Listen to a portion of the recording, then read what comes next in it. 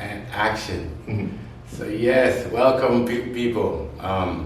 Doing a series of talks, reasoning sessions. My energy is still about Rastafari, so that's the energy I bring to it, I believe. And I try to learn from what His Majesty has taught me. Last time around I had Paul Edmond, see? Naphtali. Big up. Yeah. So he's one of my, I would say elder. He's younger than me, yet I reach to him for reasoning. So, and then I also reach to other people for reasoning. And the one today I'm reaching for is DillanPonders, aka Dylan King, aka my son. Hello, hello. How you guys doing? Yeah. So we're kind of merging the gaps between the worlds, I guess.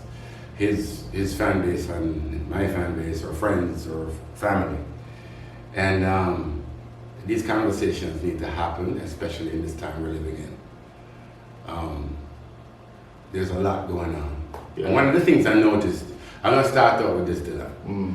One of the things I noticed being a child of a mixed relationship, white people are like, black people can't accept it, right? So being the father now, it's like when you come from a culture where I'm supposed to, what do you say, apologize. Yeah, that's for who I happen to love. Yeah. Right. So let me start out first with you. Actually, either way you want, because when a white person was telling you that you are misappropriating the culture, or when a black man said to you, well, you wouldn't truly understand because you're not black. Yeah, How you go? I've had this discussion with you and Mom since I was a youth, because you had to prepare me for the world and the rules that are set up. No matter what race I decide that I am, the system that I'm born into sees me as a black man.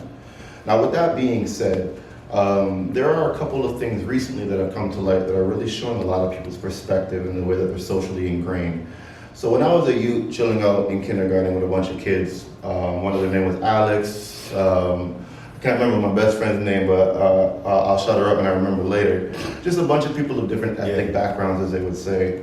I was asked by someone who won't be named a family member, what it was like to be friends with people of different races and cultural backgrounds. And for me as a kid, I was just hanging out with flesh and blood, just human beings having fun, you know? I didn't see the difference in the color and skin tone, but I realized at that moment society did.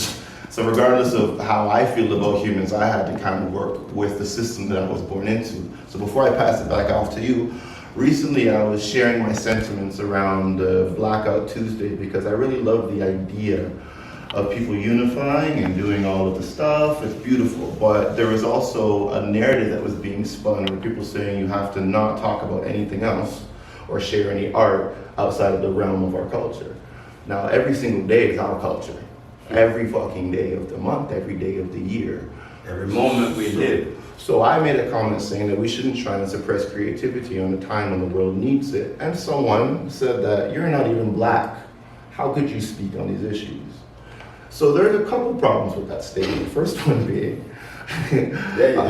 first one of those problems being, the issue that I was speaking about wasn't addressed. My blackness got attacked. So you're always talking about subconscious implementation.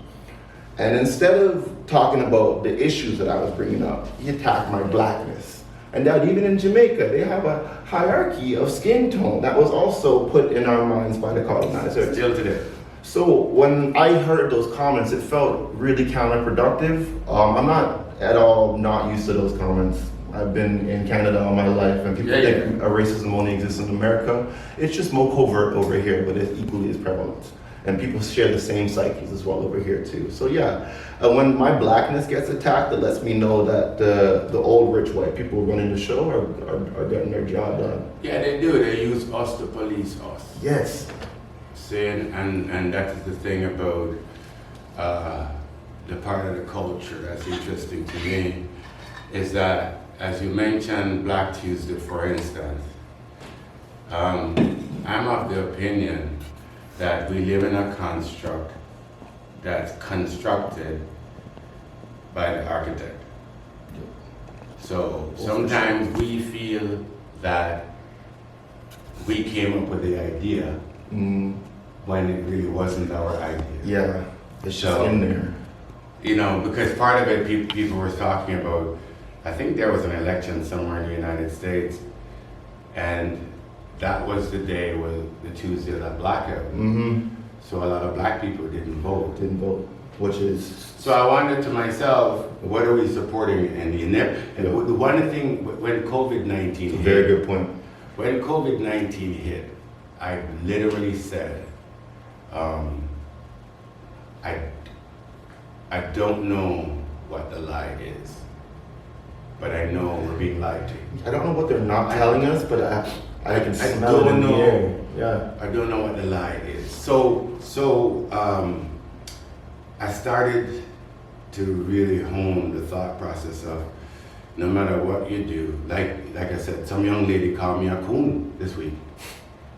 So really dip into right, no, but you see, everybody has a definition word to spew at someone else, making themselves feel like, you know, well, I'm with the program, I'm helping the struggle by standing my ground, and within the struggle, you have pro and con. You have very highly racist white people. Very highly. That run everything. That systematically run the world around their But racism. you also have a bunch of black people who want to support that system. Yes. Because if you remember through slavery, when slavery was abolished, a lot of slaves didn't want to leave the plantation. Massa was taking care of that. That's a comfort zone that it's hard to even perceive stepping outside of. Which, in a sense, you know, like getting ripped away from your home when there's some sense of being taken care of, like it's hard to step out on the road, of course. But there are those people who, and I mean our people, Dad, who support the system because it offers them a certain level of comfort. And trust me, when you took me to see Matrix when I was younger, it really, I still think about how much goes into the system that we're all jacked into. How much goes? It really brought to life. The best thing about everything that I just say white. People get offended, but I love that term. That's a good word for the supreme racism. What they do is they don't hide what they're doing to us. No, it's never hidden. Yep. So they wrote it down in history books. Everything, or most of the things I repeat or regurgitate, because I'm not the biggest reader anymore. I'm a YouTube documentary dude, so who want Vex off of Vex? That's fine, you're still getting information. I guess. And you're assessing the validity of the incoming information. In between the nature ones where the crocodile grabbed the antelope. But sometimes I don't need to know the plot though. That's what I'm saying to you. Yeah. Wherever you all get your information from, someone within the construct wrote it for you to read it. Yeah, that's when we used to watch the news, and I think me and you and Lissy had this conversation. We're talking about how the news is kind of like a keyhole. Like there's a whole room of what's happening, and the news and the media are owned by the big conglomerates who are in turn owned by the rich, racist white people, and they want you to look at life through this one perspective, this keyhole. And I mean, these things out of this keyhole are happening, but there's a whole bunch of things that we're not looking at or seeing because that's not where they're diverting our attention. So this information that you're talking about is so true. Like, who is writing these facts? Who is writing these statistics? In Wilkinson, in my public school, I was learning about Christopher fucking Columbus as if he's some savior. It was in my textbook, dude. And he was in my textbook before yours. I was born in the 50s, bro. Dude, raping and pillaging is something that is so common when it comes to colonizers that it's like, yeah, they raped and pillaged, but they found land. Like, no, dude. Yeah. So they wrote down all of that for us. Yeah. To read it.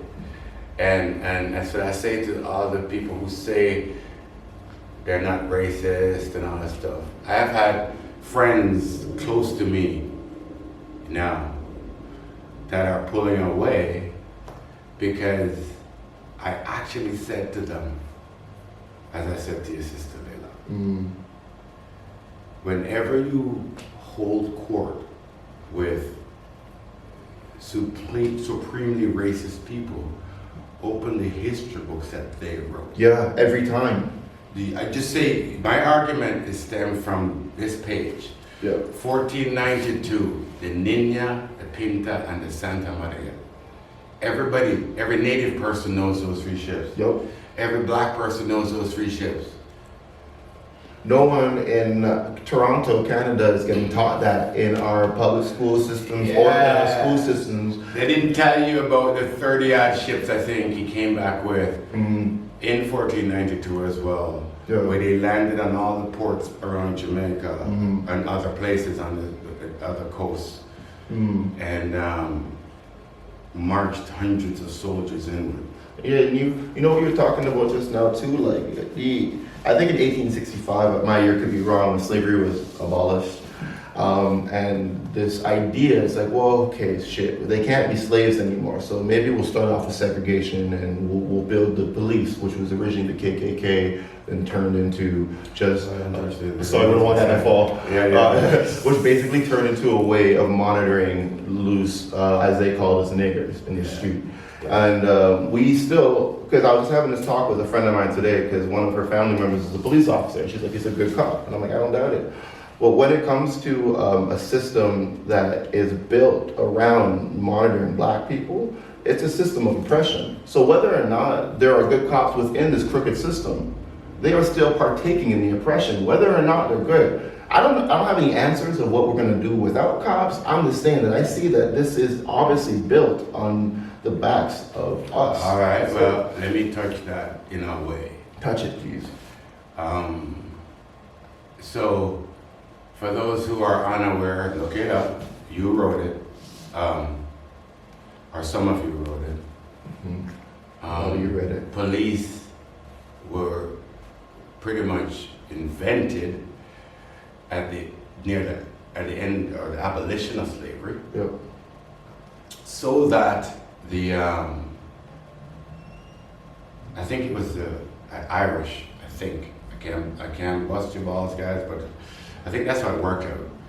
That they could watch to make sure the black people couldn't gather in groups of more than 4 or 5. Anything more than a couple. A 6-year-old child, white child, could walk up to a group of grown black men and say, "Hey, break that up," and they would have to because that was the law of the land. That was policing. Yeah. That was policing. So before what the I'm police. saying to all the people who have their problems with what I do or say is that that concept is still here today. And it's language too, because they did this thing where it's like, okay, segregation's not working, civil rights, they want rights. Okay, so let's change the language. Let's call them, if we call them criminals, label them as that. Right.